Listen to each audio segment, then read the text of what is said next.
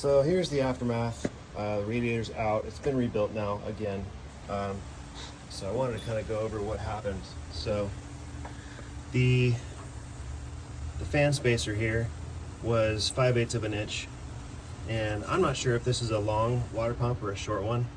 I want to say it's a short one, only because if I had run nose fan spacer, my blades actually hit this compressor slightly, and so now I'm about a half an inch away from it. So that's the balance I'm trying to create here. Everything I can find online says, 3/4 to an inch from the face of the radiator is where you want your fan. But what really caused this issue is that this fan, while the car's sitting around and while I was testing it, it seems fine with the radiator and the fan shroud in place. It would only just every so often just kiss the edge on the fan shroud. Well, when you're driving and this clutch reaches temperature, it becomes driven off the water pump. So it's basically locked up. So the water pump is driving the fan.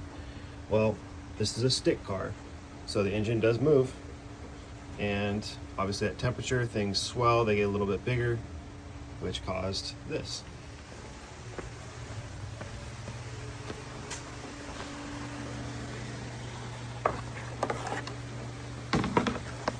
This is an OEM-ish shroud. It's an OER product, but you can see how I preemptively ground this off just to minimize the amount of that fan edge or the edge of the blade hitting. But again, it was totally unlocked, so the fan clutch was clutched, we'll say.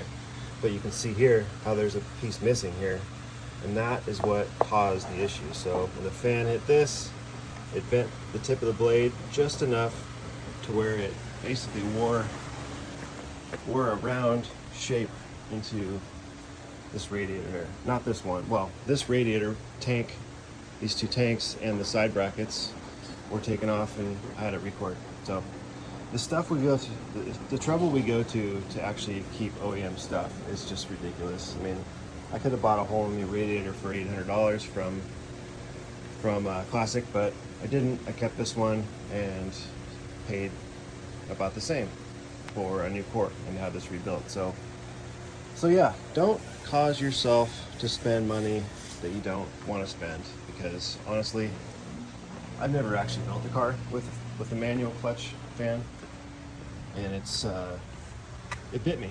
That's the way it goes. So